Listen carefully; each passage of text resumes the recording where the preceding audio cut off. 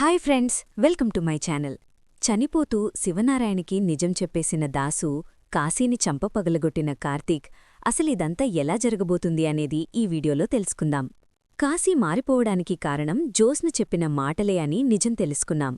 దాసు అయితే ఇక కాశీతో అంటూ ఉంటాడు, నీ సంగతి జ్యోత్స్న సంగతి తేల్చేస్తాను అని.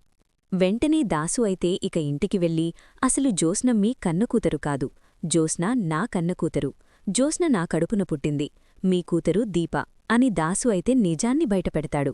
అప్పుడే ఇక అది విని అందరూ కూడా షాకైపోతూ ఉండగా ఇంతలో కార్తీక్ అయితే వస్తాడు. కార్తీక్ వచ్చి అలా నుంచొని ఆశ్చర్యపోయి చూస్తూ ఉండిపోతాడు. ఇక సుమిత్ర అయితే జ్యోత్స్న మా కన్నకూతురు కానప్పుడు అసలు ఎందుకు మరి నా దగ్గర పెరిగింది, దీప ఎందుకు ఎక్కడ ముత్యాలమ్మరంలో ఒక అనాదిగా కుబేరికి బస్టాండ్లు దొరికి అక్కడ పెరిగింది అని సుమిత్ర దశరథ అడుగుతూ ఉంటారు. ఇక అప్పుడే దాసు అయితే ఇదంతా చేసింది మా అమ్మ పారిజాతమే, ఆ రోజు శివనారాయణగారిమీద కోపంతో పారిజాతమే బిడ్డల్ని మార్చేసింది అంటూ నిజాన్ని చెప్తాడు. కాని ఈరోజు జ్యోత్స్ననే నా కన్నకూతురని నిజాన్ని బయటపెట్టడానికి కారణం జ్యోత్స్న ఒక దుర్మార్గురాలా తయారైంది అని అంటూ ఉంటాడు దాసు. ఆ మాట విని అందరూ కూడా అలా షాకైపోయి ఉండిపోతారు. వీడికేదో పిచ్చిపట్టినట్టుంది, అందుకే పిచ్చిపిచ్చిగా మాట్లాడుతున్నాడు అని అంటూ ఉంటుంది పారిజాతం. పిచ్చిపట్టలేదు పిన్ని, కరెక్టుగానే చెప్తున్నాడు, అసలు జ్యోత్స్న ఎందుకు ఇప్పుడో దాసుని కొట్టి చంపాలనుకుందో నాకర్థమైంది అని దశరథ అంటాడు. అది విని ఒక్కసారే పారిజాతం షాకైపోతూ, ఏం మాట్లాడుతున్నావ్, అసలు ఏం జరిగింది అని అడుగుతూ ఉంటే అప్పుడే ఇక పారిజాతంతో, ఆ రోజు జ్యోత్స్ననే దాసుని తలమీద కొట్టి చంపాలని చూసింది అని అంటూ ఉంటే అప్పుడే ఇక పారిజాతం షాకైపోతాం. మీ దశరథ డాడీ చెప్పింది నిజమేనా, నువ్వేనా దాసుని చంపాలనుకుంది అని పారిజాతం అడుగుతూ ఉంటుంది.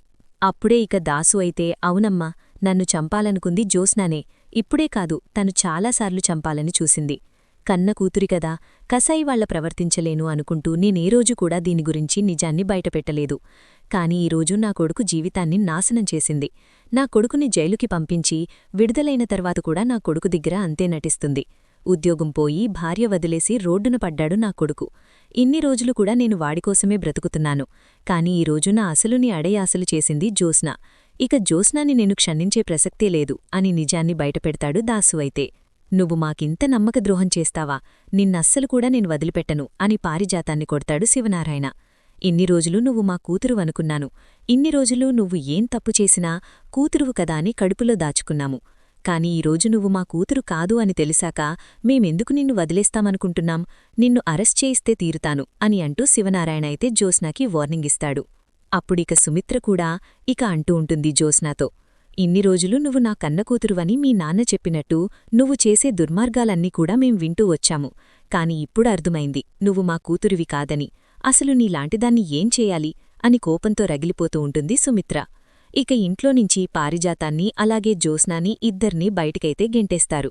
అలా బయటికి గెంటేసిన తర్వాత అప్పుడే జ్యోత్స్న అయితే ఒక్కసారి ఉలిక్కిపడుతుంది. లేదు, ఈ దాసు ఇప్పుడు కాశీ గురించి నిజం తెలుసుకొని ఇంటికి వెళ్లి